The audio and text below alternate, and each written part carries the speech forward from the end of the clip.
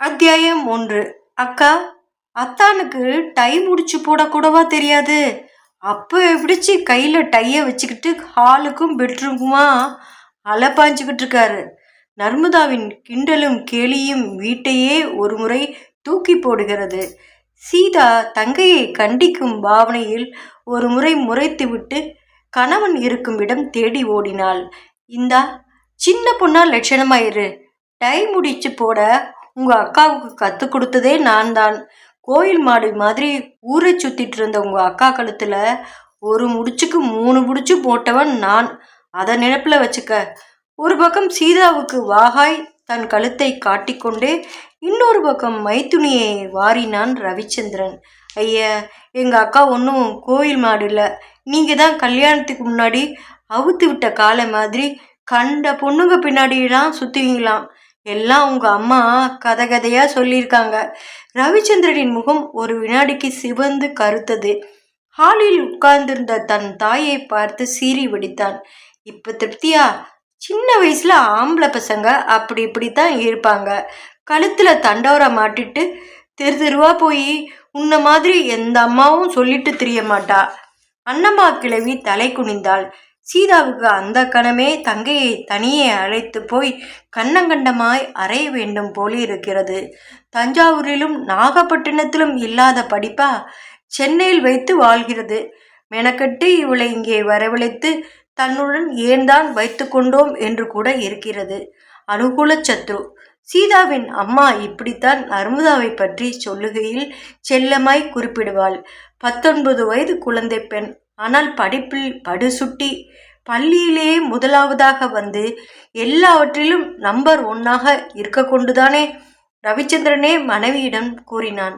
சீதா, உன் தங்கையை அழைச்சிட்டு வந்து காலேஜில் படிக்க வைத்த காலம் நீயும் கை குழந்தையும் வச்சுட்டு மாமியார் மாமனார் மச்சனார்னு அல்லாடுற.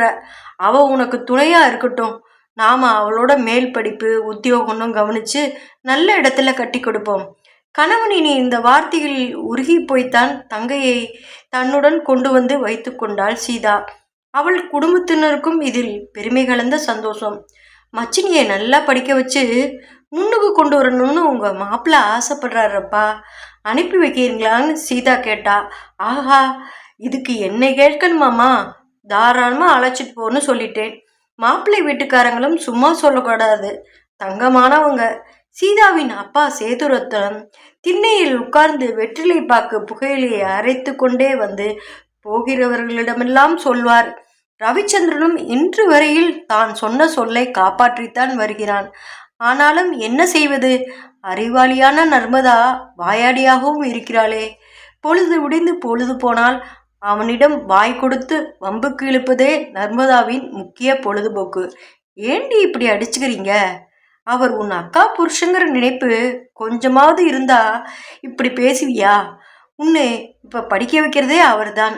திருவாரூர் அத்தான் மாதிரி சனி ஞாயிறானா வண்டி கட்டிட்டு மாமனார் வீட்டுக்கு வந்து மூக்கு முட்டை இடியாப்பமும் தேங்காய் பாலும் சீராளமுமா தின்னுட்டு வீட்டுக்கும் கட்டிட்டு போகிறவர் இல்லை அவர். அவர் வந்தால் ஓடி போய் கொல்லைக்கட்டில் ஒளிஞ்சுப்ப. இவனை மட்டும் அத்தனை இழப்பமாக போச்சு உனக்கு. சீதா கணவனை அனுப்பிய கையோடு தங்கையை தனியே அழைத்து போய் திட்டினாள். பாவம் அத்தை, உங்ககிட்ட போய் தன் பையனோட பாலகாண்டத்தை எல்லாம் சொல்லுவாளோ? நர்மதா கழுக்கென சிரித்தாள். அக்கா, அத்தானே எனக்கு தெரியாதா? சில பேருக்கு சில வீக்னஸ் இருக்கும். அது தெரிஞ்சு வச்சுட்டு அப்பப்போ மடக்கிறதுல எனக்கு ஒரு குசி, அவ்வளோதான். இப்போ இப்படி புர்ருன்னு போகிறாரு. ராத்திரி குரோர்பதியும் போது என்னை தானே கூப்பிடுவாரு. நீ வேணா பாரேன். சீதா தனக்குள் புன்னகைத்து கொண்டாள். அதென்னவோ உண்மைதான். ரவியும் நர்மதாவும் எதற்கு அடித்துக் கொள்வார்கள், எப்பொழுதும் சேர்ந்து கொள்வார்கள் என்றே தெரியாது. நர்மதா வருவதற்கு முன்பு கூட ரவிச்சந்திரன் சீதாவை கோவில் மாடு என்றுதான் அடிக்கடி அழைப்பான். சீதாவே பலமுறை இதற்காக முகத்தை தூக்கி வைத்து கொண்டு கதவிடுக்கில் ஒளிந்து கண்களை துடைத்து கொண்டு உடனே அடுத்த காரியத்தை கவனிக்க ஓடியிருக்கிறாள். அவளுக்கு திருமணமான புதிதில் சேதுரத்தனன் விளையாட்டாய் மகளை பற்றி விமர்சித்ததன் விளைவு அது. பெரியவர் ருக்மிணி வீட்டை விட்டு அசைய மாட்டா. மாப்பிள்ள இவ இருக்காளே, இந்த தெருவில் யார் வீட்லையாவது வாசல் தெளிச்சு கோலம் போடணும்னா, விருந்தாளி வந்தா, பிள்ளை பெற்றிருந்தா, அதிகப்படிக்கு சமைக்கணும்னா இவளைத்தான் கூப்பிடுவாங்க. கோவில் ஏதாவது உற்சவம்னா முதல்ல கோவில் மாடு போகுமே, அது மாதிரி சீதா யார் வீட்டில் இருக்காளோ அந்த வீட்டில் ஏதோ விசேஷம்னு தெரிஞ்சுக்கலாம். குழந்தைக்கு அவ அம்மா அவ உட்கார்ந்துருக்கிற இடத்தை தேடி வந்து காப்பி கொடுத்துட்டு போவா. இவ இந்த டபரா டம்ளரை கூட கழுவி வைக்காம யார் வீட்டு வாசல்லையாவது வாங்குன்னு புள்ளி வச்சு கோலம் போட ஓடிடுவா. இந்த வார்த்தை ரவிச்சந்திரனுக்கு சீதாவை சீண்ட வசதியாகி விட்டது. இது நாள் வரையில் எத்தனையோ முறை அவளை விளையாட்டாகவும் கிண்டலாகவும் கோபமாகவும் கூட கோவில் மாடு என்று அழைத்திருக்கிறான். அவள் காலையில் வாசல் பெருக்க துடைப்பத்தை எடுத்தாலே படுக்கையில் இருந்தபடியே குரல் கொடுப்பான் அவன். நம்ம வீட்டு வாசலை மட்டும் பெருக்கி கோலம் போட்டா போதுமா? இது நாகப்பட்டினம் இல்லை, கோவில் மாடே, உன்னைத்தான் சொல்றேன். காது விழுந்துதா? எல்லாம் விழுந்தது. அடுத்த வீடு எதிர் வீடுன்னு பெருக்கி தெளிச்சு கோலம் போட நான் ஒன்றும் முறைவாசக்காரி இல்லை. ஏதோ பாவம் கொஞ்சம் ஒத்தாசியாக செய்கிறேன்னு கேட்பாங்க. நானும் போய் என்னால் ஆனதை செஞ்சு கொடுப்பேன். அது எங்கள் அப்பாவுக்கு பிடிக்காது, எனக்கும் பிடிக்காது. ரொம்ப சரி, மாமனாருக்கு ஏற்ற மாப்பிள்ளை. அவள் இப்படி நொடிப்பதை ஒரு கிழித்து படுத்தவாறே ரசித்து சிரிப்பான் ரவி. இப்பொழுதோ நர்மா சீதாவை ஒரு வார்த்தை சொல்ல விட மாட்டேன் என்கிறாள். போதாக்குறைக்கு ரவிச்சந்திரனின் தாய் சும்மா உட்கார்ந்து மெகா சீரியலை ஒன்று விடாமல் பார்த்த நேரம் போக, மீதி நேரங்களில் தன் பிள்ளையின் திருவிளையாளர்களை எல்லாம் நர்மதாவிடம் உளறி வைக்க அதை கப்பன பிடித்து கொண்டு அத்தானை இவள் தர்ம சங்கடத்தில் ஆழ்த்துவது இருக்கிறதே. அப்பப்பா, ஏன் அத்தான் அந்த ரோகிணி இப்ப எங்கே இருக்கா? ரோகிணியா? யாரது? இந்த ஆக்ட் தானே வேண்டாம். ரோகிணியை தெரியாதா? ஸ்டெல்லா மேரிஸ் வாசல்ல 1995ல யமகாவில் அவளையே சுற்றி சுற்றி வருவீங்களாமே. ஏய், யார் சொன்னது அதையெல்லாம் உனக்கு? சீதா, இவளை இப்பவே பார்சல் கட்டி ஊருக்கு அனுப்பு. சீதா தன் கணவனுக்கு பின் நின்று தங்கையின் கழுத்தை அப்படியே நெரிப்பது போல் அபிநயம் பிடிப்பாள். அவளோ நமுட்டு சிரிப்புடன் நழுவுவாள். இதோ இப்பொழுது கூட அப்படித்தான் விஷம சிரிப்புடன் நர்மதா நகர சீதா பெருமூச்செறிகிறாள். அம்மா சொல்கிற மாதிரி இது அனுகூல சத்துருதான். அத்தியாயம் 2. நர்மதாவுக்கு என்றுமில்லாத விதமாய் அன்றைக்கு சிறு உறுத்தல் தூக்கம் வராமல் புரண்டு படுத்தாள். அவள் அப்பா சேதுரத்னத்துக்கு அவளையும் சேர்த்து மொத்தம் 4 பெண்கள். மூத்தவள் தான் ருக்மிணி. அவளை திருவாரூரில் ஒரு மிராசுதாரருக்கு கொடுத்திருந்தார்கள். மிராசு என்று பெயர்தான். பெருங்காயம் வைத்த பாண்டம். இப்போது பெருங்காயம் இல்லை. வாசனை அல்லட்டலுக்கு மட்டுமே குறைச்சலே கிடையாது. சொந்தமாய் ஒரு வீடும் ஏதோ கொஞ்ச நிலமும். திருவாரூரில் இருந்து அக்கம்பக்கம் ஊர்களுக்கு சவாடாலாக போய் வர வில்வண்டியும் மட்டுமே உள்ளது. சேதுரத்தனத்தை கேட்டால் ஏதோ இந்த மட்டும் சோத்துக்கு துணிக்கு உங்க அப்பனை கேட்டு வாங்கிட்டு வான்னு அதட்டாமல் வீட்டோட வச்சிருக்கானே, அதுக்கே அவன் இருக்கிற திக்குக்கு விழுந்து கும்பிடணும்னு சொல்லுவார். அடுத்தவள் தான் சீதா. நினைத்து கூட பார்க்கவில்லை இத்தனை பெரிய படைத்த பட்டணத்து வரன் வந்து வாய்க்கும் என்று. தான் மூலமாகத்தான் வந்தது. இப்போதும் நர்மதாவுக்கு சீதா அக்காவை ரவிச்சந்திரன் பெண் பார்க்க வந்ததும் அவளும் சீதாவுக்கு அடுத்தவளான கோகிலாவும் சேர்ந்து கோரஸாக பாட்டு பாடியதும் ரவிச்சந்திரன் சீதா கோகிலா இருவரில் யார் மணப்பெண் என்றே தெரியாமல் கொஞ்சம் தடுமாறியதும் இதை புரிந்து கொண்ட தான் பாதி பாட்டில் அப்படியே நிறுத்திவிட்டு தன் அப்பாவிடம் சத்தமாய் இப்படி சொன்னதும் பசுமையாய் நினைவில் இருக்கிறது. அப்பா, மாப்பிள்ளைக்கு பொண்ணு யாருன்னு குழப்பமா இருக்கு போல. பச்சை புடவைதான் பொண்ணுன்னு பளிச்சுன்னு சொல்லுங்க. இந்த கோகிலாவை இன்னைக்கு புடவை கட்டிக்க வேண்டாம்னு சொன்னேன், கேட்கல.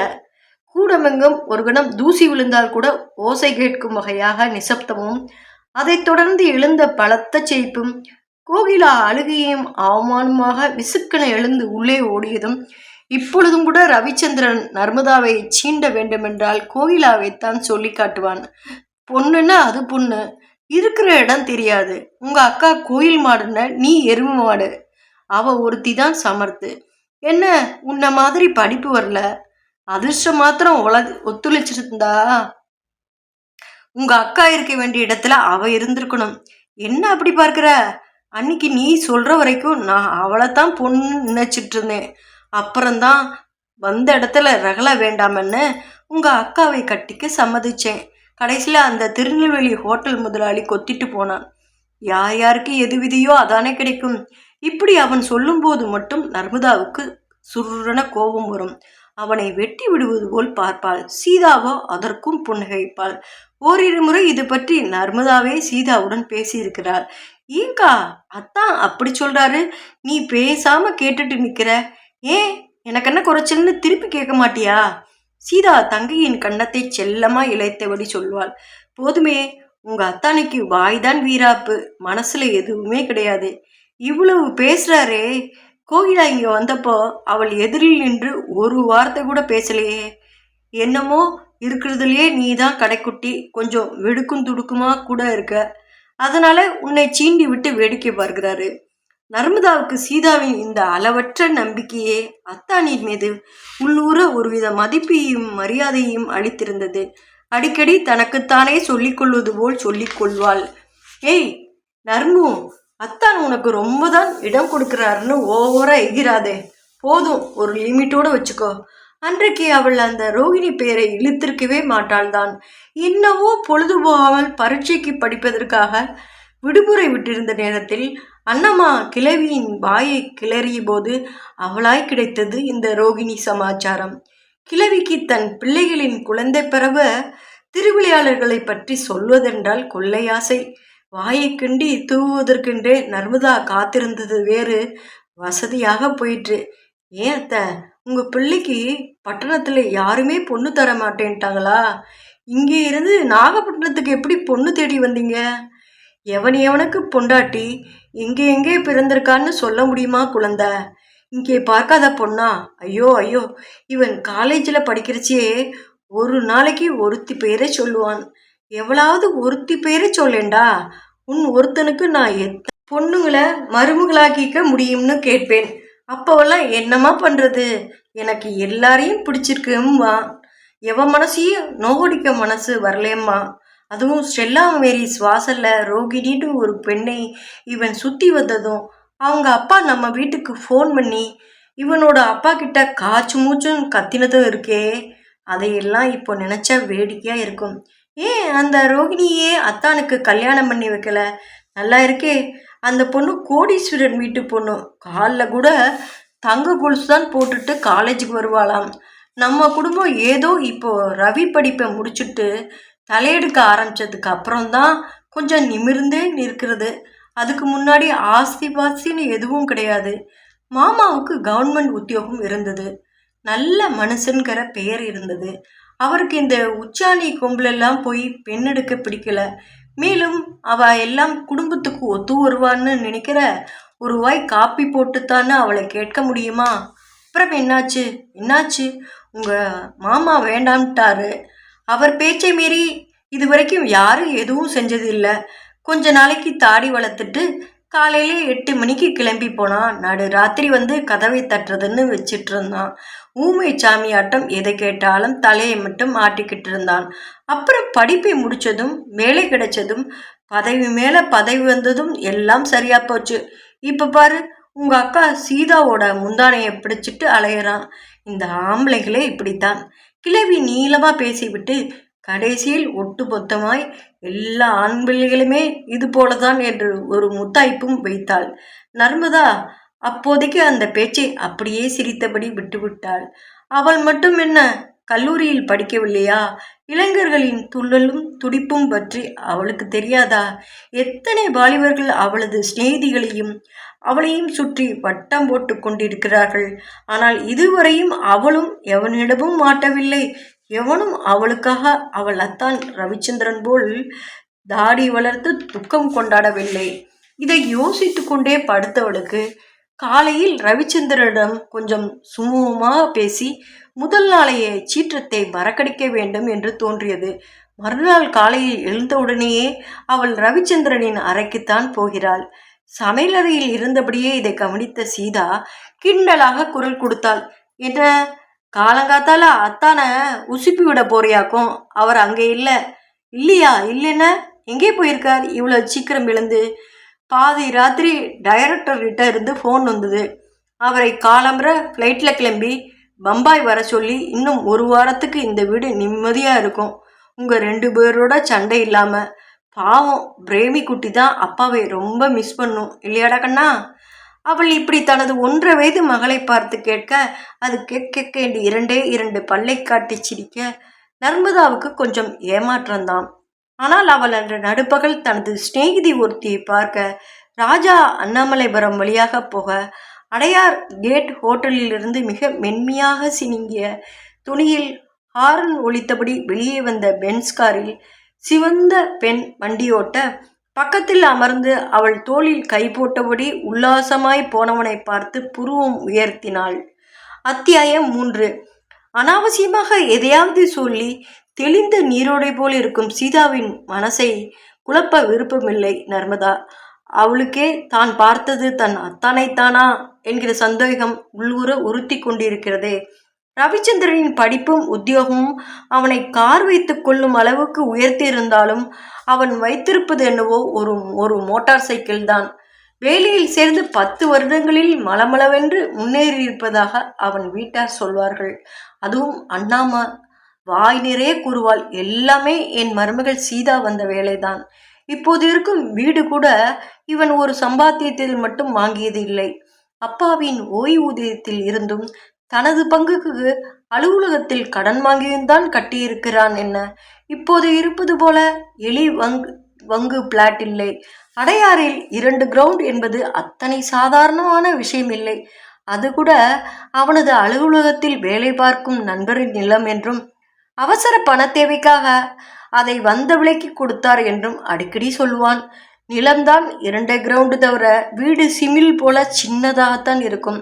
பின்னால் வசதி வரும்போது கட்டிக்கொள்ளப் போவதாக சுற்றி வர காலி நிலம் பச்சென்று தோட்டத்துடன் எல்லாமே சீதாவின் கைவண்ணந்தான். நர்மதா தலையை உலுக்கி தனது அனாவசிய கற்பனையை உதற பார்க்கிறாள். ஒருவேளை அத்தான் இன்றைக்கு ஊருக்கே போகவில்லையோ என்னவோ. அப்படியே இருந்தாலும் இந்த பென்ஸ்காரில் போனவர் அத்தானாக இருந்தால் அந்த பெண்ணிடம் அது என்ன அத்தனை நெருக்கம்? மேலும் தன் அத்தானிடம் இது போன்ற மிக உயர்ந்த சூட் கோட்டோ ரிம்லெஸ் கண்ணாடியோ இல்லையே என்பதும் நினைவுக்கு வர தன்னை மீறி சிரிப்பு தான் வருகிறது அவளுக்கு. ஐயோ மடச்சி, நான் அத்தையை சொல்ல போயிட்டேன். மெகா சீரியல் பார்த்து பார்த்து மூளையே குழம்பி போச்சுன்னு. நான் மாத்திரம் என்னவா, ஒன்றுமில்லா விஷயத்தை ஊதி ஊதி பெருசு பண்ணிட்டு இருக்கேன். அவள் அத்தோடு அந்த எண்ணத்தை உதறினாள். மாலையில் அவள் வீடு திரும்பிய போது சீதா பிரேமி குட்டியை மடியில் போட்டு தட்டி கொண்டிருந்தாள்.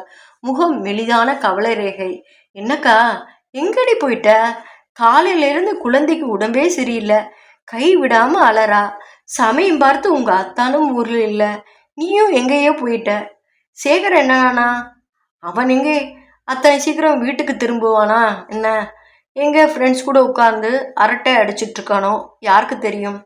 சாதாரணமாக சீதாவிடம் உள்ள நல்ல குணமே தன் சொந்த தங்கையிடம் கூட தன் பூந்த வீட்டினரை இம்மி அளவும் விட்டு கொடுத்து பேசாததுதான். சேகர் ரவிச்சந்திரனின் ஒரே தம்பி, நர்மதாவிடவும் மாத கணக்கில் பெரியவன்.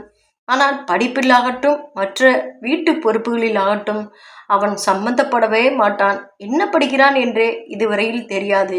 இன்றைக்கு பிகாம் படிப்பதாக சொல்லுவான், நாளைக்கு ஓப்பன் யூனிவர்சிட்டியில் எம்ஏ ஆங்கிலம் படிக்கப் போவதாக சொல்லுவான். கொஞ்சம் கம்ப்யூட்டர், கொஞ்சம் கிட்டார், கொஞ்சம் பான் மசாலா, நிறைய சினிமா. வீட்டில் அவனுக்கென்று ஒதுக்கப்பட்ட அறையில் சுவர் முழுக்க ஏதோ ஒரு பாப் நடிகையின் மிக கவர்ச்சியான ப்ளோ அப்கள் ஒட்டப்பட்டிருக்கும். கதவில் அனுமதியின்றி உள்ளே வருபவர்களில் எதிர்காலத்துக்கு நான் பொறுப்பில்ல என்கிற ஆங்கில வாசகம் ஒட்டப்பட்டிருக்கும். நர்மதா அந்த வீட்டிற்கு வந்த புதிதில் அவள் கொஞ்சம் அசடு வழிந்திருக்கிறாள். ஆனால் அதையெல்லாம் அவள் பொருட்படுத்தவில்லை என்பதுடன் படிப்பிலோ புத்திசாலித்தனத்திலோ தான் அவள் அருகில் கூட வர முடியாது என்பதை உணர்ந்தபோது சற்று ஒதுங்கியே போய்விடுவான். மேலும் ரவிச்சந்திரன் சில சமயங்களில் நர்மதாவின் எதிரிலேயே அவனை திட்டியும் இருக்கிறான். போடா, ஊரை சுத்துற நேரத்துக்கு அவள்கிட்ட போய் பாடத்தை பற்றி கொஞ்சம் பேசு, உபயோகமாவது இருக்கும். ஒரு பொம்பளை பொண்ணு போடுறா, இத்தனைக்கும் படித்ததெல்லாம் ஏதோ சாதாரண பள்ளிக்கூடத்தில். நீ எல்லாம் ஏண்டா கொஞ்சம் கூட பொறுப்பே எடுத்துக்க மாட்டேன்ற? படிடா, கிராப்பையும் மீசை தாடியும் சீப்பால சீவத்தான் நேரம் சரியா இருக்கு. ஒரு பொம்பளை பாரு, கண்ணாடி முன்னாடி 5 நிமிஷம் கூட நிற்க மாட்டேங்கிறா. பார்த்து கத்துக்கூடா. இப்படிப்பட்ட சொல்லடிகள் பட்ட பிறகு சேகர் நர்மதா நின்ற இடத்தில் நிற்பதில்லை. அதுவும் அமிதாப் பச்சனின் குரோர்பதி டிவியில் ஒளிபரப்பாகும் சமயம் அவன் வீட்டிலேயே இருக்க மாட்டான். அது முடிந்த பிறகுதான் பூனை மாதிரி வருவான். அண்ணம்மாவையும் சும்மா சொல்லக்கூடாது. மற்ற பொழுதெல்லாம் தொலைக்காட்சி பெட்டி எதிரிலே உட்கார்ந்திருப்பவள் தன் செல்ல பிள்ளை வந்தவுடன் பூத்தாற்போல் எழுந்து மெத்தன அடி வைத்து சமையலறைக்கு போய் அவனுக்காக தட்டில் சோற்றை போட்டு எடுத்து வந்து டைனிங் டேபிளில் வைப்பாள். நர்மதாவும் ரவிச்சந்திரனும் சீண்டி விளையாடுகிற மாதிரி இவனிடம் கலகலப்பாக பேசியது இல்லை. காரணம், ஏதோ ஒருவித அனுதாபம் கலந்த பச்சாதாப உணர்வு தான். ஏற்கனவே திட்டு வாங்கிட்டு இருக்கான். இதுல நாம வேற என்னத்துக்கு அனாவசியமா அவன்கிட்ட மல்லுக்கு நிற்கணும்.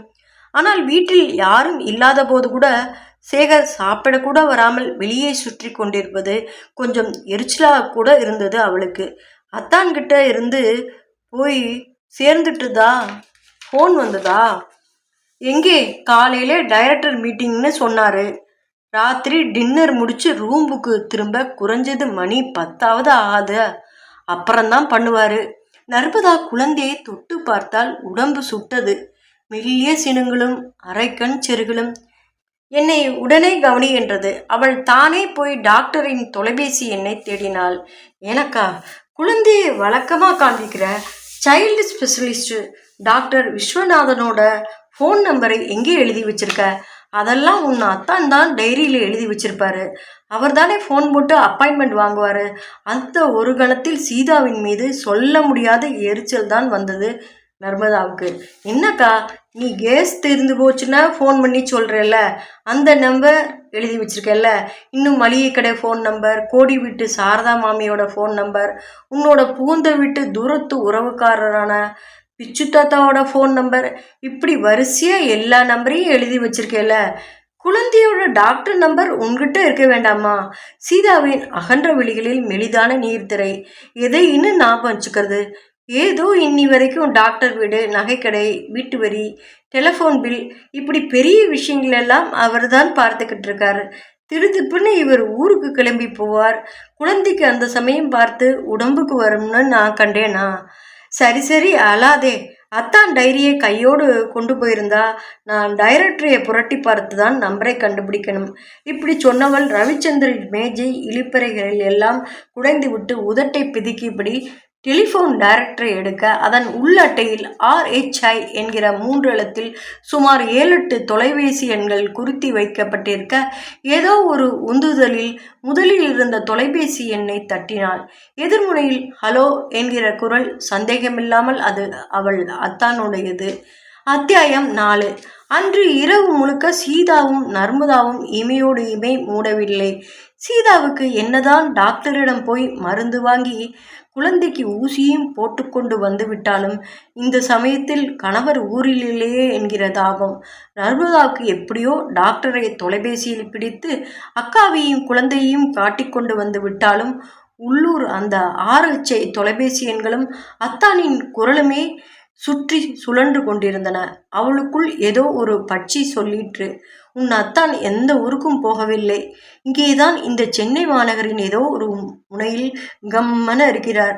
அண்ணம்மா இரவு நேரம் கழித்து திரும்பிய செல்ல மகனிடம் கூட வருத்தத்துடன் கூறினாள். நல்ல பிள்ளைங்க போங்கப்பா. நீ படி, இல்லை ஊரை சுத்து. வேலைக்கு வீட்டுக்கு வந்து ஒரு நடை எட்டி பார்த்துட்டு போகலாம்ல. வீட்டில் 2 வயசான கிழமை இருக்கு, ஒரு பச்சை குழந்தை இருக்குங்கிற நினைப்பே இல்லை உங்களுக்கு. இன்னைக்கு நர்மதா மட்டும் இல்லைன்னா குழந்தைய வச்சுக்கிட்டு நானும் உன் அண்ணியுமா திண்டாடி இருப்போம். நர்மதா அந்த கணத்தில் சீதாவை நினைத்து பார்க்கிறாள். முதல் முறையாய் அவளுள் கவலை குமிழிடுகிறது. இதோ இங்கே உட்கார்ந்திருக்கும் 30 வயது சீதாவுக்கும் கூடத்தில் உட்கார்ந்து புலப்பி கொண்டிருக்கும் 60 வயசு அண்ணம்மா அத்தியாக்கும் என்ன பெரிய வித்தியாசம் இருக்கிறது? இருவருமே இன்றளவும் சுதந்திரமா செயலாற்றக்கூடியவர்கள் இல்லை. தகப்பனாரையோ கணவரையோ மகளையோ சார்ந்துதான் ஒரு பெண் இருக்க வேண்டும் என்று மனுதுர்மம் சொல்கிறதான். சரிதான், இருக்க தயார்தான். ஆனால் அப்படி சார்ந்து தாங்களுக்காக பிடித்து கொண்டிருக்கிற துணையெல்லாம் நிஜமான துணைதானா? இவர்களை எந்த அளவுக்கு நம்பலாம்? அண்ணம்மாவின் கதை இன்னும் சில வருடங்களில் முடிந்துவிடலாம். ஒன்றும் பெரிய பிரச்சனை இல்லை. இதோ இப்பொழுதும் கூட அவள் கணவர் ரவிச்சந்திரனின் தகப்பனார் விநாயகம் 2 பிள்ளைகளை பெற்று ஆயுசு முழுக்க லஞ்சம் கையூட்டு வாங்காத கண்ணியமான கவர்மெண்ட் ஆபீசர் என்கிற பெயருடன் தனது சர்க்கரை வியாதியுடன் கட்டிலில் இருக்கிறார். இனிமேல் கிளறி பார்த்து ஒன்றும் ஆக வேண்டியது இல்லை. ஆனால் சீதாவின் நிலை அப்படியா? இனிமேல் தானே அவளுக்கு வாழ்க்கையில் எல்லாமே இருக்கிறது. அவளை பொறுத்தவரையில் ரவிச்சந்திரன் எதுவுமே குறை வைக்கவில்லை என்றாலும் அவனிடம் எதுவுமே குறையில்லை என்று எப்படி சொல்ல முடியும்? நர்மதா மெல்ல உள்ளே போய் மறுபடியும் அந்த டெலிஃபோன் டைரக்டரை புரட்டி அதில் அத்தான் கைப்பட எழுதி வைத்திருந்த RH என்கிற குறியீட்டுக்கு கீழே இருந்த தொலைபேசி எண்களை பார்க்கிறாள். ஒன்று மாம்பழம் அல்லது தீநகர், இன்னொன்று கண்டிப்பா எழும்பூர் நந்தனம் பிரிவிலேயே. 3 எண்கள் அடையாறில் 2, சாந்தோம் மயிலாப்பூர் பகுதியில் 2. அவள் ஒரு துண்டு காகிதத்தை எடுத்து அத்தனை எண்களையும் குறித்து வைத்துக் கொள்கிறாள். மறுநாள் குழந்தை கொஞ்சம் தெளிவாகி இருந்தாள். நர்மதாவை பார்த்து கையசைத்து சிரித்தாள். சீதாவின் முகத்திலும் சிறிது வெளிச்சம். தங்கையிடம் அவள் இன்னும் பயம் தெளியாத சிறுமி போல் ஒட்டி கொண்டாள். நல்ல வேளை, நேத்து ராத்திரி இருந்த இருப்புக்கு இன்னைக்கு இந்த மட்டும் ஆச்சேன்னு இருக்கு. நீ இருந்தையோ பிரச்சனை இல்லாம போச்சு. அப்போதுதான் நர்மதா கேட்டாள், என்னக்கா நேத்து ராத்திரி அத்தான்கிட்ட இருந்து ஃபோன் எதுவுமே வரல? சாதாரணமாக ஊருக்கு போனா உடனே பண்ணுவார் இல்லை? அதானே. ஆனால் நம்ம வீட்டில் இருந்துட்டு சொல்கிறோம். வெளியில் போகிற ஆம்பளைங்களுக்கு எத்தனை வேலையோ, சாப்பிடக்கூட நேரம் இருக்காது. அது சரி, வெளியே போனால் அங்கே யார் அத்தானுக்கு டை கட்டி விடுவாங்க? நர்மதா தீவிரமாக தான் கேட்டாள். ஆனால் சீதா குபுக்கென சிரித்தாள். உன்னை உதைக்கணும். 2 நாளாக அத்தான் இல்லாததால் என்கிட்ட வம்புக்கு வர்ற போல. இதெல்லாம் நம்ம கிட்ட வேணாமா? எல்லாம் அங்கேயே வச்சுக்கோ. நான் பாவம். நிஜமாவே நீ பாவம்தான் அக்கா என்று சொல்ல வேண்டும் போல் நர்மதாவுக்குள் துக்கம் அந்தாக அடைத்தது. அதே சமயத்தில் இன்னமும் தான் ஒன்றுமில்லாத விஷயத்தை பூத கண்ணாடி கொண்டு பார்க்கிறோமோ என்கிற சந்தேகம் எழாமல் இல்லை. அன்று கல்லூரிக்கு போனவள் பகல் உணவு இடைவெளியின் போது வெளியே வந்து அருகில் இருந்த STD பூத்திற்கு சென்றாள்.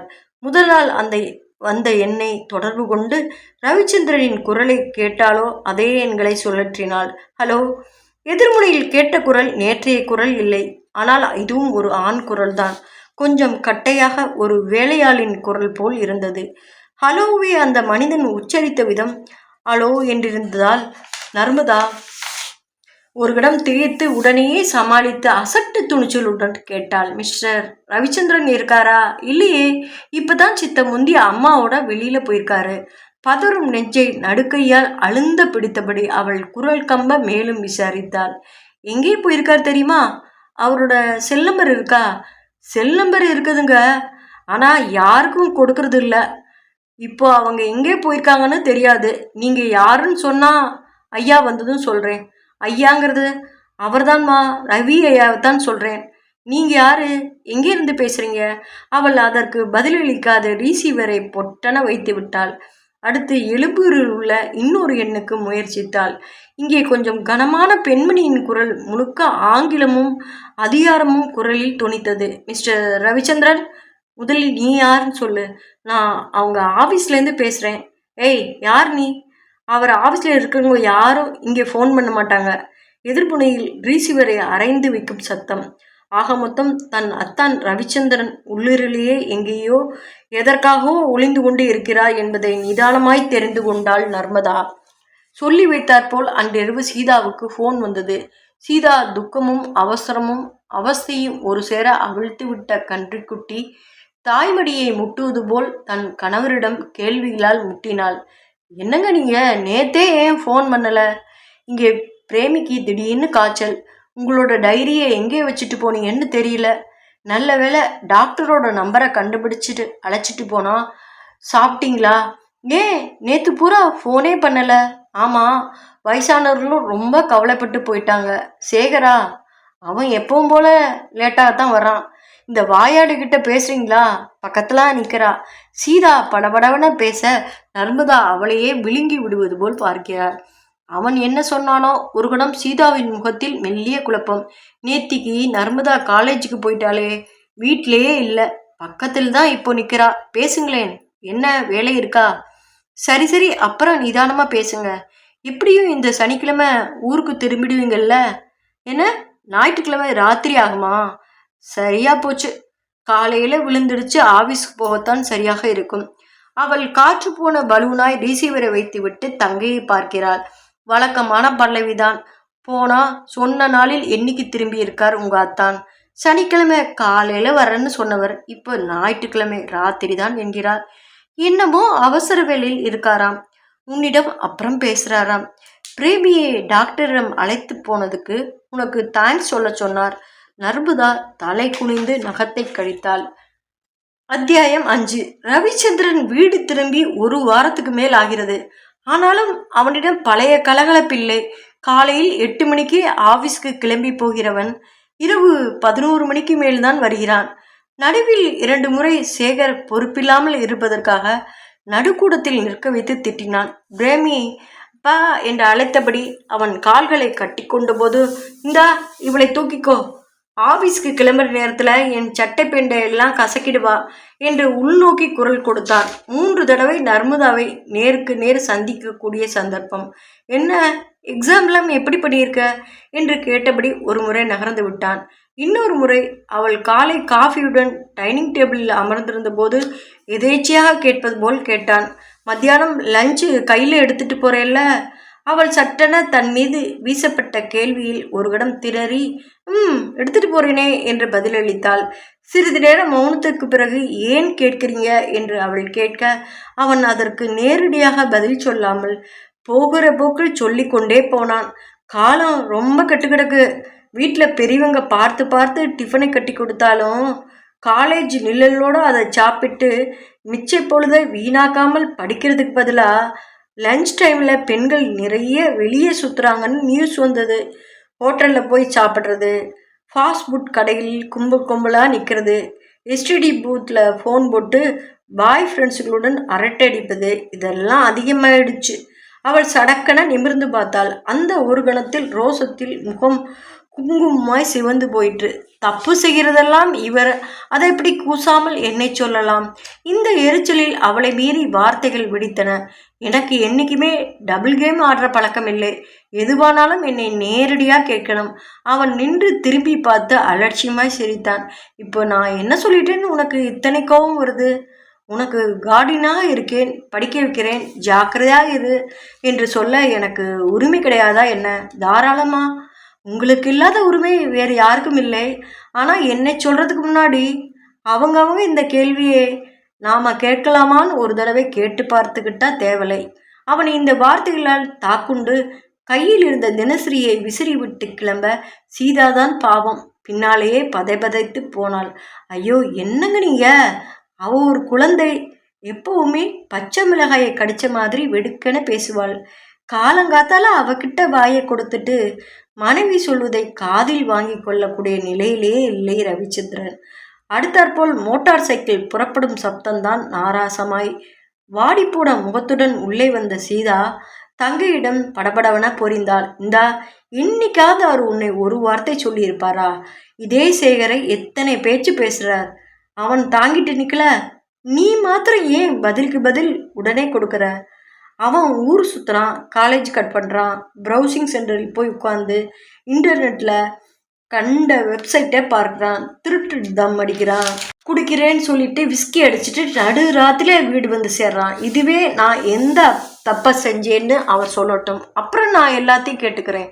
சீதா அவளை முறைத்து விட்டு வர வர உனக்கு ரொம்ப துளிர்த்து போச்சு என்று முணங்கி கொண்டு உள்ளே சென்றாள்.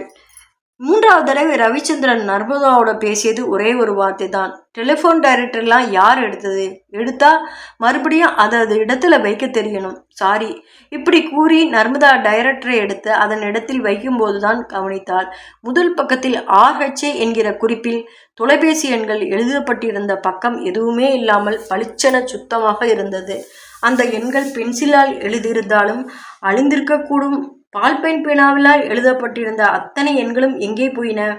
அந்த பக்கத்தில் தான் எழுதப்பட்டிருந்ததா? இந்த சந்தேகம் அவளுள் வர அவசரமாய் மற்ற பக்கங்களை புரட்டி பார்க்கிறாள். எந்த பக்கத்திலும் தனிப்பட்ட முறையில் எந்த தொலைபேசி எண்களும் குறிக்கப்படவில்லை. இப்போது அவளது சந்தேகம் இந்த பழைய டைரக்டரி தானா அல்லது மாற்றப்பட்டு இருக்கிறதா என்பதுதான். இதற்குள் ரவிச்சந்திரன் குரல் கொடுத்தான். ஒரு டைரக்டரை எடுத்து வைக்கவா இவ்வளவு நேரம்? இல்லை, இது நம்மோட டைரக்டரி இல்லை போலிருக்கே. எதை வைத்து சொல்ற? இப்போதானே புதுசு மாத்திட்டு வந்தது.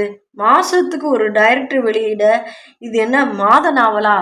அவனது கேள்வி அவளை சவுக்கால் அடிப்பது போல் இருந்தாலும் முதல் நாள் நடந்த வாக்குவாதத்தை எண்ணி வாயை மூடிக்கொண்டு நகர்ந்தாள். அத்தானின் நடவடிக்கைகளில் ஏதோ சரியில்லை என்பதை மட்டும் அவளால் உணர முடிந்ததே தவிர எது சரியில்லை என்பதுதான் தெளிவாய் விளங்கவில்லை. இத்தனைக்கும் நடுவில் சீதா வேறு தன் கணவர் இரவு பகல் பாராமல் உழைப்பதாகவும் ஆபீஸில் இப்போது வேலைப்பளு அதிகமாக இருப்பதால் வீட்டில் குழந்தையை தூக்கி கொஞ்சம் கூட நேரமில்லை என்றும் அவரது சிரிப்பும் விளையாட்டும் பேச்சும் எங்கேயோ காணாமல் போய்விட்டது என்றும் ஆண் பிள்ளைகள் இதுபோன்று வேலைப்பளுவில் டென்ஷனாக இருக்கும் சமயத்தில் வீட்டு பெண்களாகிய நாம் தான் அனுசரித்து போக வேண்டும் என்றும் பொதுவாய் புலம்பி தீர்த்தாள். அன்னம்மாளின் கூட அவள்தான் கணவருக்காக பருத்து பேசினாள். மாமாவை ஆஸ்பத்திரிக்கு அழைச்சிட்டு போகணும்னா சேகரும் நானும் போயிட்டு வரோம். உங்களுக்கு கண்ணாடி மாற்றணும்னா நர்மதாவோட போய் வாங்க. இது மாதிரி சின்ன சின்ன விஷயத்துக்கெல்லாம் அவரை போட்டு தொந்தரவு பண்ணாதீங்க. ராத்திரி பார்த்தா அடிச்சு போட்டாப்புல தூங்கிடுறாரு. அன்றைக்கு ஏதோ ஒரு முடிவுக்கு வந்தவளாய் நர்மதா இரவு சேகர் வந்து சாப்பிடும் வரையில் காத்திருந்தாள். சாதாரணமாய் அவள் சாப்பிடும்போது அண்ணாமலை தவிர வேறு யாரும் இருக்க மாட்டார்கள். சீதா கூட படுக்க போயாற்று. வேணுமென்றே தானும் சாப்பிடாமல் அதுவரை காத்திருந்து அண்ணம்மா பரிமாறுகையில், இருக்கட்டும் அத்தை, நானும் இன்னும் சாப்பிடல, நானும் சேகரும் சேர்ந்து சாப்பிட்றோம் என்று இப்படி ஒரு இலவச உதவிக்கரத்தை நீட்டிவிட்டு உட்கார்ந்தாள். சேகர் அவர் எதிரில் உட்கார்ந்து சாப்பிடவே தயங்கினான். அவள் புன்னையுடன் 2 தட்டுகளிலும் சாப்பாட்டை பரிமாறிக்கொண்டு மெல்ல கேட்டாள், என்ன 2 நாளா அண்ணா கிட்ட டோஸ் எதுவும் வாங்கல போலிருக்கு? அவன் நேரடியான இந்த கேள்வியில் கொஞ்சம் தடுமாறி கொஞ்சம் அசட்டு சிரிப்புடன் சொன்னான். ஆமா, அவனுக்கு என்ன வெளியில ஏதாவது டென்ஷன்னு? வீட்டில் நான் தான் கிடைப்பேன் அவனுக்கு. இப்போது 2 நாளாக உன்னை பிடிச்சி கத்திட்டு இருக்கான் போல இருக்கு. நர்மதா சிரித்தாள். ஆமாம், டெலிஃபோன் டைரக்டரி எடுத்த இடத்துலே திரும்ப வைக்கலன்னு திட்டினாரு. தப்பு என் மேலே தானே. நீ வேற முந்தா நாள் தானே டெலிஃபோன் டைரக்டரியை கொண்டா.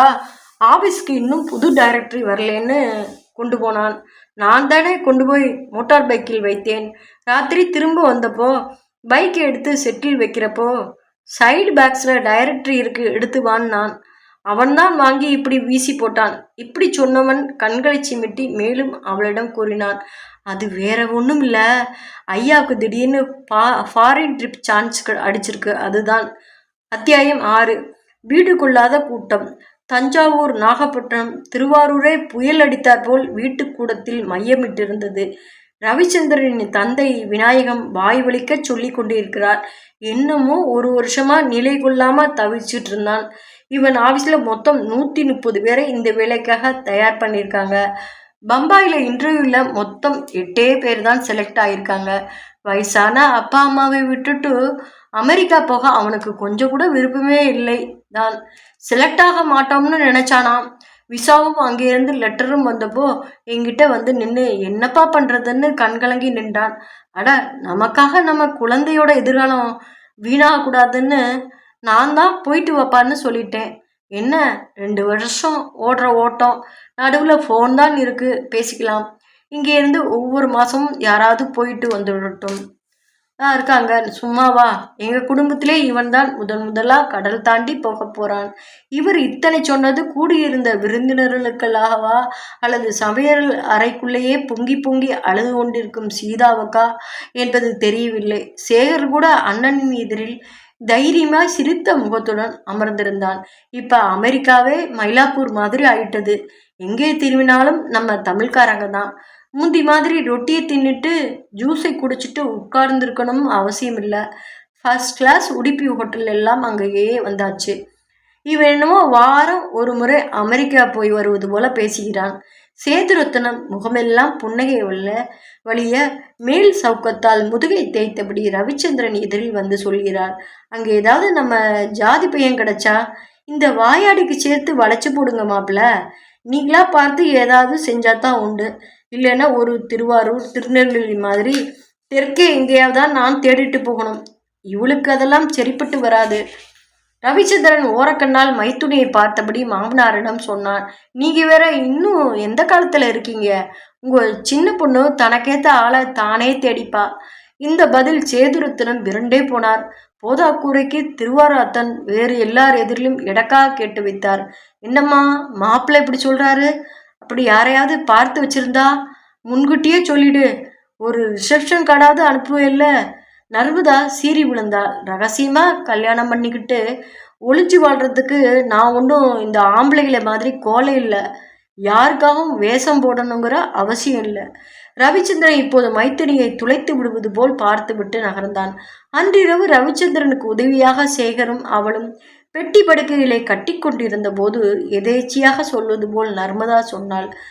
அத்தான் போகத்தானே போறீங்களே, கூடவே அக்காவையும் அழைச்சிட்டு போற மாதிரி ஏற்பாடு பண்ணியிருக்க கூடாதா? அது எப்படி எடுப்பில் முடியும்? முதல்ல நான் போய் 2 வருஷம் இருந்துட்டு வந்தாகணும். அப்புறம்தான் எல்லாம். வருவீங்கல்ல? ஏன் கேட்குறேன்னா, இங்கிருந்து போகிறவங்க எல்லோருமே 2 வருஷத்தில் வந்துடுவேன்னு தான் சொல்லிட்டு போகிறாங்க. அப்புறம் அங்கேயே செட்டில் ஆகி விடுவாங்க. அங்கே லட்சக்கணக்கில் டாலரில் சம்பாதிக்கிறோன்னு பேர் தான். பெண்டாட்டி குழந்தைகள் எல்லாத்தையும் வருஷக்கணக்காக பிரிஞ்சிருக்க வேண்டியிருக்கும். நாளைக்கு பிரேமி குட்டி இந்த அங்கிள்னு யாருன்னு கேட்காம பார்த்துக்கோங்க. ரவிச்சந்திரன் திரும்பாமலே கிண்டலாக கேட்டான். எனக்கு நீ புத்தி சொல்றியா? எல்லாம் நேரம்தான், வேற என்ன? அவள் சட்டன்னு நிமிர்ந்து பார்த்து அழுத்தமாய் சொன்னாள். பெரியவங்களோ சின்னவங்களோ தெரியாமலோ தெரிஞ்சோ பள்ளத்தில் விழ போகிறாங்கன்னு எடுத்து சொல்கிறது மச்சினியா இருந்தா என்ன, வேற யாரா இருந்தா தான் என்ன? ராமாயணத்தில் சீதாதேவியே இந்த கோட்டை தாண்டி போகாதீங்க அண்ணின்னு லட்சுமணன் கோடு கிழிச்சிட்டு போனான்.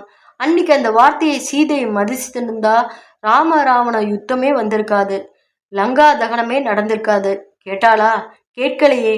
இப்போ கூட நான் லக்ஷ்மணன் சாணத்தில் இருந்துதான் பேசுகிறேன். இந்த வீடுங்கிற கேட்டை தாண்டி நீங்கள் போகிறது எனக்கென்னவோ சரியா படலை. இவ பெரிய நூத்துக்குழவி சொல்ல வந்துட்டா. சீதா, வர வர உன் தங்கைக்கு புத்தி விபரீதமாகத்தான் வேலை செய்கிறது. சீதைக்கு லட்சுமணன் கோடு கிழிச்சாப்புல எனக்கும் வாயாலே கோடு கிழிக்கிறா. என்ன காரணமோ சீதா இவர்களது பேச்சில் கலந்து கொள்ளவே இல்லை. அவளுக்கு தன் கணவனை விட்டு பிரிய போகிறோம் என்கிற துக்கமே தொண்டை வரை அடைத்திருந்தது போல. வீட்டில் கூட்டம் அதிகமாக இருந்ததால் மறைவிடத்திலும் கதைவிடத்திலும் போய் முகம் சிவக்க அழுது முந்தானையால் முகத்தை துடைத்து கொண்டு வருகிறாள். அமெரிக்காவுக்கு கிளம்புகிற அன்றை அவன் சீதாவையோ குழந்தையோ ஒரு நிமிஷம் கூட பிரியவில்லை. 4 பேர் எதிரில் இப்படி நடந்து கொள்கிறோமே என்கிற கூச்சம் எதுவும் இல்லாமல் அடிக்கடி மனைவியை தோளோடு சேர்த்து அணைத்து கொண்டான். குழந்தையை கீழே இறக்காமல் சுமந்து கொண்டே இருந்தான். படுக்கையில் இருக்கும் அப்பாவுடன் அமர்ந்து மணிக்கணக்காக வங்கி கணக்குகள் பற்றியும் வெளிநாட்டு பணத்துக்கு வங்கியில் தனி கணக்கு ஏற்படுத்தி இருப்பது பற்றியும் மறுபடி எடுத்து சொன்னான். சேருக்கு வீட்டிலேயே ஒரு கம்ப்யூட்டரை வாங்கி கொடுத்து கூடுமானவரை வெளியே சுற்றாமல் வீட்டிலே இரு என்று உபதேசித்தான். விமானம் நிலையம் வரும் வரையில் நர்மதாவிடம் எதுவுமே பேசவில்லை. உடனே போவதற்கு முன் அவள் அருகில் சில நிமிடங்கள் மௌனமாக நின்றான். கண்ட இங்கிலீஷ் நாவல்களை படிக்காதே, உனக்கு அறிவு ஜாஸ்தி தான் ஒத்துக்கிறேன். ஆனால் நடைமுறை வாழ்க்கைக்கு ஏற்றபடி பல விஷயங்களில் நாம் அட்ஜஸ்ட் பண்ணிட்டு போக வேண்டியிருக்கு. புரிஞ்சுக்கோ. அக்காவே குழந்தையை பார்த்துக்கோ. அவன் கண்களில் தனது பார்வையை நேரடியாக இறக்கி அழுத்தமாக சொன்னாள். இனிமே இதுதானே என் வேலை.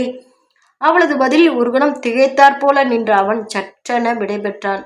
ரவிச்சந்திரன் அமெரிக்கா போய் அங்கிருந்து தொலைபேசியில் 10 நாட்களுக்கு ஒரு முறை பேசிக்கொண்டு இருக்கிறான். ஆனாலும் சீதாவின் முகத்தில் பழைய சிரிப்பு இல்லை. என்னவோ ஒரு வேளையுமே இல்லாத போல மலைத்து நின்றாள். அடிக்கடி நர்மதா படிக்கும் இடத்திற்கு வந்து அமர்ந்து இத்தனை நேரம் அவர் அங்கே என்ன பண்ணிக்கிட்டு இருப்பார் என அப்பாவியா கேட்பார். சேர் கூட முன்பு போல் இல்லாமல் நேரத்தோட வீட்டிற்கு வந்தான்.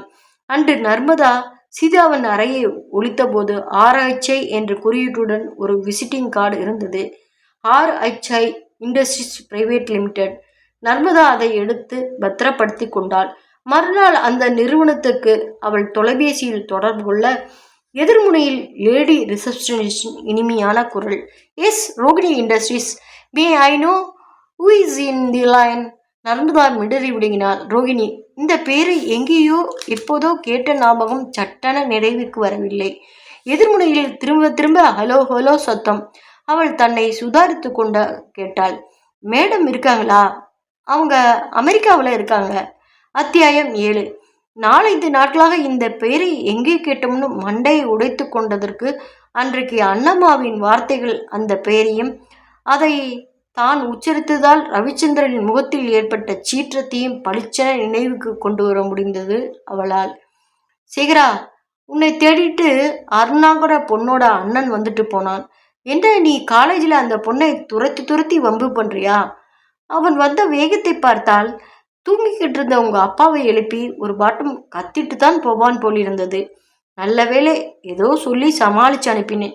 ஏற்கனவே அந்த ரோகிணி பொண்ணு வீட்டுக்காரங்களோட உங்க அப்பா போட்ட சண்டை ஞாபகம் இருக்குல்ல? நீ ஏண்டா இப்படி பழி கொட்டிக்கிற? அவனாவது பொறுப்பா படிச்சான், ஏதோ ஒரு பொண்ணை ஆசைப்பட்டான், பெரியவங்க ஒத்து வராதுன்னு சொன்னதுன்னு புரிஞ்சுக்கிட்டான்.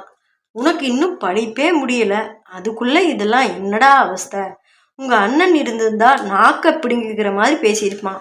பாவம் குழந்தை எங்கேயோ கண்காணா தேசத்துக்கு போய் சம்பாதிச்சு அனுப்புறான். நீ இங்கே வீட்டுக்கு கம்ப்யூட்டர் பட்டனை தட்டி தட்டி அவ வீட்டு கம்ப்யூட்டருக்கு லவ் லெட்டர் அனுப்புறியாமே. கிழவிக்கு இமெயில் பற்றிய ஞானம் இல்லை என்றாலும் தங்கள் வீட்டு கம்ப்யூட்டர் மூலம் அருணா வீட்டு கம்ப்யூட்டருக்கு மகன் ஏதோ திருசமன் பண்ணுகிறான் என்பது மட்டும் தெரிந்திருந்தது.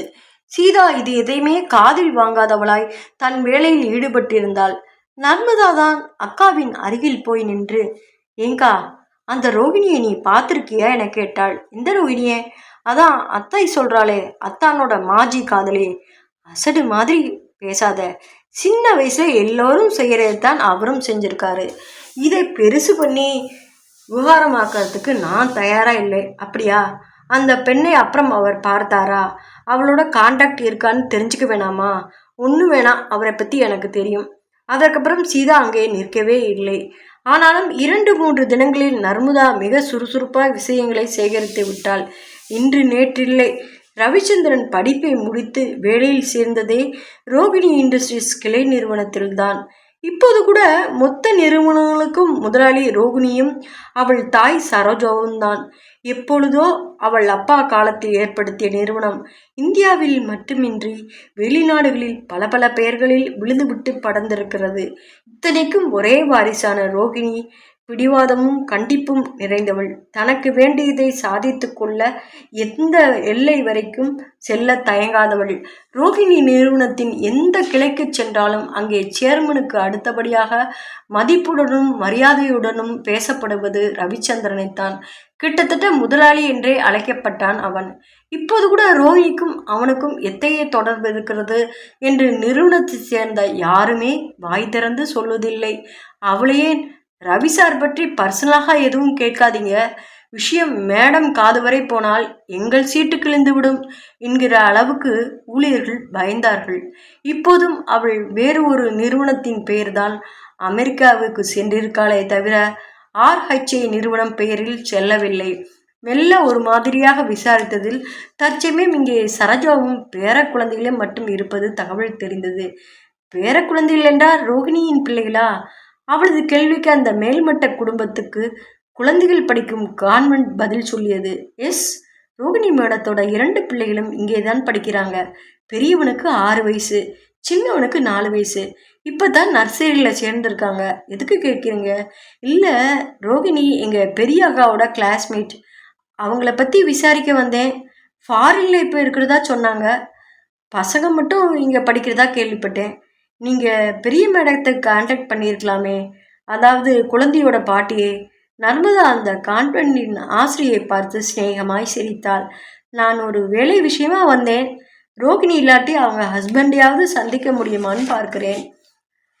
சான்ஸே இல்லை. அந்த ஆசிரியை பர்கட் பளீரிட சிரித்தாள். அவரை நாங்கள் யாருமே பார்த்ததில்லை. அநேகமா ஃபாரில் தான் இருப்பார் போல. இப்படி சொன்னதுடன் நிறுத்தி கொள்ளாமல் தூரத்தில் விளையாடும் குழந்தைகளையும் காட்டினாள். சந்தேகமே இல்லை, அப்பா யார் என்று கேட்க வேண்டிய அவசியமே இல்லை.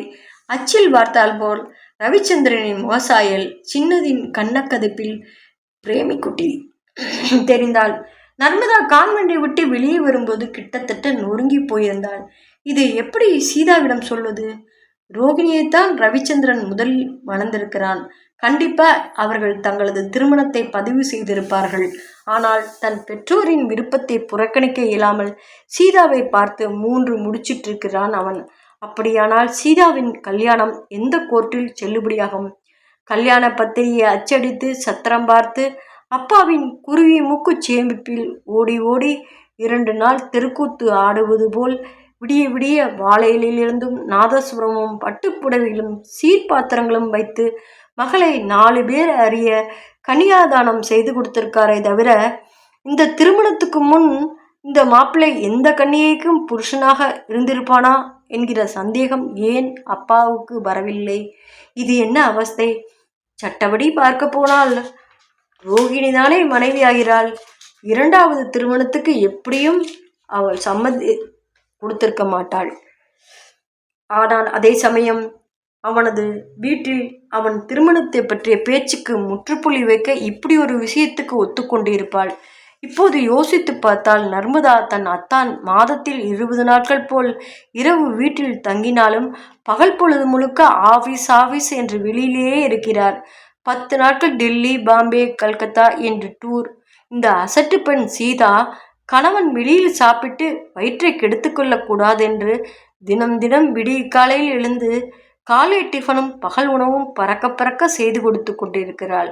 நினைக்க நினைக்க நெஞ்சமே பதறுகிறது நர்மதாவுக்கு. இந்த முறை ரவிச்சந்திரன் போன் செய்தால் இது பற்றி பேசிவிட வேண்டும் என்கிற எண்ணம் ஒரு பக்கம் வலுப்பெற, அதே சமயம் ஆமாம் அப்படித்தான், இப்போது என்ன செய்ய சொல்கிறாய்? உன் அக்காவுக்கும் குழந்தைக்கும் என்ன குறை வைத்தேன்? இந்த வாழ்க்கையே ரோகிணி போட்ட பிச்சைதான். இஷ்டம் இருந்தால் இருக்க சொல், இல்லாவிட்டால் பிறந்த வீட்டோடு போய் உட்காரச் சொல். எனக்கு ஆட்சேபமில்லை என்று சொல்லிவிட்டால் என்ன செய்வது என்கிற பயம் ஒருபுறம். கண்டிப்பாய் கோர்ட்டுக்கு போனால் விஷயம் ரசாபாசம் ஆவதுடன் ஏற்கனவே பட்டணத்தில் 3வது மாப்பிள்ளை பெரிய பதவியில் இருக்கிறார் என்கிற கர்வம் நம் மாமனாருக்கு என்ற மற்ற 3 அக்கா புருஷர்களும் வாய்க்கு வாய் சொல்லி காட்டி கொண்டிருக்க, அவர்கள் முன்பு அப்பாவின் தலை கவிழ்வதுடன் மட்டுமின்றி இப்படி கூடவா தீர விசாரிக்காமல் தன் பெண்ணை கொடுப்பான் என்கிற கேலி பேச்சுக்கும் ஆழ்வாரே என்கிற துயரம் ஒருபுறம். அவள் வீட்டுக்கு போனபோது சீதா அங்கே இல்லை. பிரேமி மட்டும் பாட்டியிடம் சமர்த்தாக உட்கார்ந்து அவள் ஊட்டும் ரசம் சாதத்திற்கு செப்புவாயை திறந்து காட்டிக் கொண்டிருந்தது. சீதா தனியாக எங்கேயும் போய் வந்து பழக்கம் இல்லை என்பது நர்மதாவுக்கும் தெரியும்தான். அவள் பழக்கடை வரை சென்று அக்காவை தேடுவதை பார்த்துவிட்டு அண்ணாமா நிதானமாய் சொன்னாள். வீட்டில் எதுவுமே வேலை இல்லை, சும்மா உட்கார போர் அடிக்குதுன்னு சொன்னா. அப்புறம் அவளே ஒரு ஊறுகாய் ஜாம் தயாரிக்கிற கிளாஸுக்கு ஃபோன் பண்ணி சேர்ந்திருக்கா. நர்மதாவின் முகத்தில் இதை கேட்டதும் மெலிதான தெளிவு. அத்தியாயம் 8. பல முறை அத்தானின் இன்னொரு பக்கத்தை சொல்ல வாயெடுத்தும் என்ன காரணத்தினாலோ தன்னை அடக்கிக் கொள்கிறாள். அதே சமயத்தில் சீதாவின் சுறுசுறுப்பும் வீட்டில் வேண்டிய காரியங்களை செய்துவிட்டு அந்தந்த சீசனுக்கு தகுந்தாற்போல் ஜாம், ஜெல்லி, ஊறுகாய் என்று தயாரித்து கொண்டு அதை வீட்டிற்குள்ளேயே வைத்து கொள்ளாமல் அக்கம் பக்கத்தில் உள்ள பெண்களுக்கும் தேவைப்பட்ட போது செய்து கொடுத்து கொண்டு அதற்கு நற்காய் இவ்வளவு ஆயிற்று என்று கணக்கு போட்டு பணத்தையும் வாங்கி கொண்டு, இதை பற்றி அண்ணம்மா கூட கொஞ்சம் வருத்ததான். என்னமோ ஆசைப்பட்டதை கற்றுக்கிட்டும், வீட்டிலே வந்து செஞ்சு கொடுக்கட்டும். எதுக்காக இப்படி வெயில் பார்க்காம மழை பார்க்காம ஓடி ஓடி மற்றவங்களுக்கு செஞ்சு தரணும்? இதில் வர காசு ஒரு காசா? அவன் அமெரிக்காவிலிருந்து லட்சக்கணக்கில் பணம் அனுப்புகிறான். இதே வீடு இன்னொரு பக்கம் இடிச்சு கட்டப்போகுது. நேற்றுக்கு எனக்கே மனசு தாங்காமல் உங்கள் அத்தான் ஃபோனில் பேசினப்போ சொன்னேன், எதுக்குடா இப்படி வாயில் ஈ புகுந்தது தெரியாமல் அலையிறான்னு. அதுக்கு அவன் அது கோயில் மாடு, பழக்கம் எங்கே விடு என்று சொல்லி சிரிக்கிறான். சேர் கூட நேற்றுக்கு சொல்லிவிட்டான், ஊறுகாய் வத்தல் வடாம் போட்டு தர அம்மா வீடு இதுதானே. ஒருத்தர் ஃபோனில் கேட்டாராம். என்ன தலையெழுத்து பாரு. நர்மதா சீதாவின் முகத்தை கூர்ந்து பார்க்கிறார். அதில் கலங்கமற்ற நீரோடை போன்ற தெளிவுதான் தெரிந்தது. சேகருக்கும் நர்மதாவுக்கும் பரிமாறிக்கொண்டே சீதா சிரித்தபடி சொல்கிறாள், இதில் என்ன கௌரவ குறைச்சல்? நர்மதா எம்எஸ்சி படிக்கிறா, முடிச்சுட்டா அவ படித்ததுக்கான தொழிலை அவ செய்ய போறா. சேகர் கம்ப்யூட்டரில் ஒரு டிகிரி வாங்கிட்டா. உங்கள் பெரிய பிள்ளை அவனுக்குன்னு ஒரு கம்ப்யூட்டர் ஷாப்பே வச்சு தரேன்னு இருக்கார். அவன் கற்று தேர்ந்த தொழிலைத்தானே அவன் செய்ய முடியும். அது மாதிரி எனக்கு எதுவாக வழியே தெரியுமோ அதைத்தானே நான் செய்ய முடியும். தாராளமாக செய், யார் வேண்டாகிறாங்க. ஆனால் அதை ஏன் காசுக்காக செய்யணுங்கிறது தான் கேள்வி. நேத்திக்கு உன் புருஷனே உன்னை கேட்கலையா? செலவுக்கு பணம் போதலையா? இன்னும் கொஞ்சம் அனுப்பட்டுமான்னு இந்த மாதிரி எந்த புருஷன் சொல்லுவான்? சீதா இதற்கும் மென்மையா சிரித்து கொண்டே நகர்ந்தாள். அண்ணம்மா இவளிடம் பேசி பயனில்லை என்று ஒதுங்கி கொண்டு விட்டாள். கிழவர் விநாயகத்துக்கு என்னவோ மருமகளின் இந்த செய்கை நெஞ்சு கொள்ளாத பெருமை. இதுல தப்பு என்னடி இருக்கு? பாட்டு தெரிஞ்சவங்க பாட்டு சொல்லி தராங்க, தையல் தெரிஞ்சவங்க தச்சு பணம் சம்பாதிக்கிறாங்க. அட, பணம் சேர்க்கணும்னு கூட அவசியம் இல்லை. வீட்டுக்கு எத்தனை ஊறுகாதான் போடுவா, எத்தனை ஜாம் தான் போடுவா. அவ கையில திறமை இருக்கு. 4 பேர் தேடி வந்து சும்மா உட்கார்ந்து மூட்டு வலையை பார்த்துக்கிட்டு ஒண்ணுமில்லாததுக்கெல்லாம் மாமியார்கிட்டையும் மச்சனுக்கிட்டையும் எரிஞ்சு விழுந்துட்டு இருக்கிறத விட இது எவ்வளவோ மேல். நான் அவளை பாராட்டுகிறேன். நர்மதாவின் மனசுக்குள் மட்டும் சின்னதாக ஒரு கட்டர்பு புகுந்து விட்டது. திடீரென சீதா இப்படி வேலைகளை இழுத்து போட்டு கொண்டு செய்வதற்கு என்ன காரணம்? அத்தான் 10-15 நாட்களுக்கு ஒரு முறை தொலைபேசியில் பேசிக்கொண்டுதானே இருக்கிறார். அங்கிருந்து வருகிற நண்பர்களிடமெல்லாம் அவளுக்கும் குழந்தைகளுக்கும், ஏன் நர்மதாவுக்கும் சேர்த்து கூட பரிசு பொருட்களை வாங்கி அனுப்பி கொண்டேதானே இருக்கிறார். கணவர் தன்னை விட்டு விலகிச் சென்று விட்டார் என்பதை இவளுக்கு தெரிந்திருக்குமோ? அதனால்தான் அவன் தன் உழைப்பில் இத்தனை தீவிரம் காட்டுகிறாளோ? விளையாட்டு போல ரவிச்சந்திரன் அமெரிக்கா போய் 1 வருடத்துக்கு மேல் ஆகிவிட்டது. பிரேமி இப்போது தொலைபேசியில் அப்பா அழைத்தால் ஆளு என்று அதட்டலாய் கேட்கிறாள். சில சமயங்களில் ரவி பேசும்போது சீதா வீட்டில் கூட இருப்பதில்லை. நர்மதா இது பற்றி ஒரு முறை கேட்டபோது அவள் மிக இயல்பாக கூறினாள், ஆமா, இவர் சனி ஞாயிறுல காலம்பரை ஃபோன் பண்றார். அந்த சமயத்தில் தான் ஆபீஸ் போற லேடிஸ் வீட்டில் இருக்காங்க, போய் பார்க்க முடியுது. இங்க என்ன பெரிய விசேஷம் இருக்கு? எல்லோரும் நல்லா இருக்கோம்னு யாராவது ஒருத்தர் சொன்னால் போதாதா? என்னக்கா இப்படி சொல்ற? அத்தா உங்ககிட்ட பேசணும்னு 2-3 தடவை ஃபோன் செஞ்சுட்டார். நீயே என்ன விஷயம்னு கேட்க வேண்டியதானே? அங்கேருந்து யாராவது வருவாங்களா இருக்கும். பருப்பு பிடி, மனோகர உருண்டை இப்படி ஏதாவது கேட்பாரு. நோட் பண்ணி வச்சுட்டு வர்றவங்க ஃபோன் நம்பரையும் வாங்கி வச்சுட்டா நான் கொண்டு போய் கொடுத்துடுவேன். மற்ற வீடுகளில் ஆர்டர் எடுத்து சொன்ன நேரத்தில் கொண்டு போய் கொடுப்பது போல் இதையும் எடுத்து கொண்டு விட்டாளா அவள்?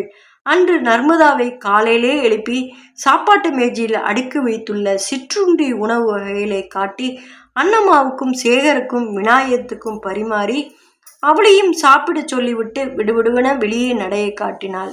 என்னக்கா இப்படி பறக்கிற? ஒன்றுமில்ல நர்மதா, அப்பா சொல்வார்ல கோயில் மாடுன்னு, அப்பெல்லாம் இந்த கோலத்தை கொஞ்சம் போட்டுட்டு வாயேன், முறுக்கு சுத்த வாயேன்னு கூப்பிட்றவங்களுக்கெல்லாம் விளையாட்டா ஓடிட்டு இருந்தேன் இல்லையா? இப்போ அதே வேலை வேற மாதிரி உருவத்தில் எங்கிட்ட வந்திருக்கு. அதாவது நாளைக்கு ஒருத்தர் வீட்டில் அவங்க பொண்ணுக்கு வளைகாப்பு சீமந்தம். வளையல் வாங்குறதுல இருந்து வாசல்ல கோலம் போட்டு மேலகாரனுக்கு சொல்லி ஐயருக்கு ஏற்பாடு பண்ணி 1 இலைக்கு 50 ரூபான்னு ரேட் பேசி 100 இலைக்கு சாப்பாடு தயார் பண்ணுற பொறுப்பையும் எடுத்துட்டு இருக்கேன். இதில் நான் மாத்திரம் இல்லை, நிறைய ஏழை பொண்ணுங்க, விதவைங்க, புருஷனால் கைவிடப்பட்டவங்க, இப்படி எல்லோரையும் சேர்த்து வச்சுருக்கேன். இடத்துக்கும் வேலைக்கும் தகுந்தாற்போல் ஆட்களை அழைச்சிட்டு போய் செட்டும் சிக்கனமாக அந்த வைபவத்தை நடத்தி கொடுத்துட்டா சம்பந்தப்பட்டவங்களுக்கும் திருப்தி, நமக்கும் கணிசமாக பணம். அக்கா, நர்மதாவின் கண்களில் குபுக்கன நீர் பெருகிவிட்டது. உண்மையிலே உன் மனசில் என்னத்தை வச்சுட்டு இதையெல்லாம் செய்கிற? என்கிட்ட சொல்லக்கூடாதா? அசடு, கண்ணை துடைச்சிக்கோ. யாராவது பார்க்க போகிறாங்க. எனக்கு என்னைக்கோ என் நிலைமை தெரியும். நடுவில் நீ பதறின பதறலும் அங்கெங்கே ஓடி ஓடி துப்பு துளைக்கியதும் தெரியும். நான் அதிலெல்லாம் அதிக அக்கறை காட்டலை. ஏன் தெரியுமா? அவள் சற்று நிறுத்தி தொடர்ந்தாள். நீ படித்தவ, உன் அத்தானை பற்றி தெரிஞ்சுக்க 2 வருஷம் ஆச்சு. நான் படிக்காதவ, கல்யாணம் ஆகி வந்த 10 மாசத்துல தெரிஞ்சுக்கிட்டேன். ஆனால் அப்போ என் வயிற்றுல மெய்யோ பொய்யோன்னு பிரேமி இருந்தால், வேண்டாம்னு அறுத்துட்டு பிறந்த வீட்டுக்கு ஓடி வந்தா யார் இருக்காங்க எனக்காக? என் நிலைமை தெரிஞ்சுதானே அப்படியே ஒரு சந்தர்ப்பத்தில் விஷயம் தெரிஞ்சாலும் நான் விட்டுட்டு போக மாட்டேன்னு தானே அவர் நாகப்பட்டினத்தில் ஒரு மூலையில் ஒரு +2 மாத்திரம் படித்திருந்த என்னை கல்யாணம் பண்ணிக்கிட்டார்.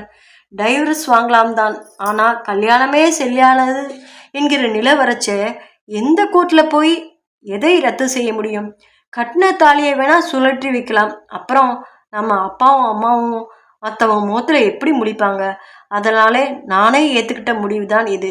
அவர் மேலே எனக்கு நிறைய கோபம் உண்டு. ஆனால் அந்த கோபத்தை கண்ணா பின்னான்னு சிதறிவிட நான் விரும்பலை. எனக்குன்னு ஒரு நேரம் வர காத்திருக்கேன். இதோ பார், இப்போ நான் கூட ஒரு சின்ன யூனிட்டுக்கு முதலாளி தான்.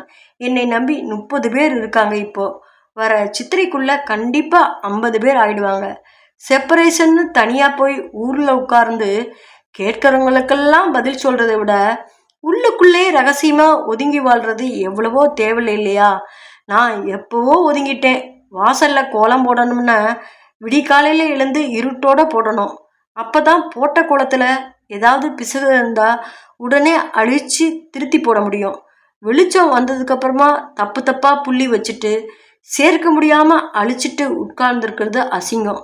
அதை விட நாசுக்கா செஞ்சு தப்பு தெரியாமல் சுற்றி பூ வேலை செஞ்சு செம்மண் கட்டி மறைச்சிடுறது உத்தமம். இப்போ அதைத்தான் செஞ்சிட்ருக்கேன். பார்த்துட்டே இரு. படிப்பு முடிந்ததும் நீயே கூட எனக்கு பார்ட்னராக வருவ. நர்மதா பார்த்து கொண்டே இருக்க சீதா பெரிய கித்தான் பையில் 7-8 பருப்பு தேங்காய் கூடுகளும் முறுக்கு சுற்றும் தட்டுகளும் எடுத்துக்கொண்டு வாசல் பக்கம் போக அங்கே இன்னும் 7-8 பெண்கள் அவள் வருகைக்காக கண்களில் நம்பிக்கையோடு காத்திருந்தனர். முற்றும். இத்தோடு இந்நாவல் முடிந்தது. ஸ்கிப் பண்ணாமல் முழுமையாக பாருங்கள். லைக் பண்ணுங்கள், சப்ஸ்கிரைப் பண்ணுங்கள். நன்றி, வணக்கம்.